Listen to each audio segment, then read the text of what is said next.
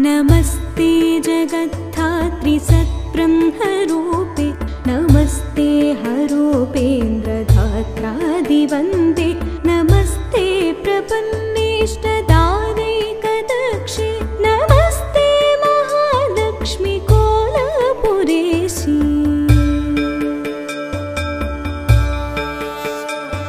विधिकृत्तिवासा हरिर्विश्वमेतत् सृजत्यत्तिपादीति यत्तत्प्रसिद्धं कृपालोकनादेवते शक्तिरूपे नमस्ते महालक्ष्मी कोलपुरेशी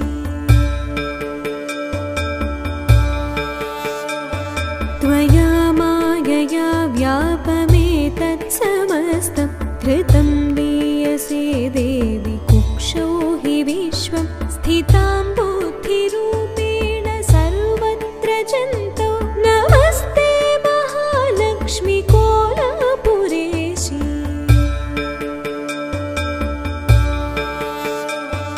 यया भक्तवर्गा हि लक्ष्यन्तयेते त्वयात्र प्रकामं कृपापूर्णदृष्ट्या हतो गीयसे देवि।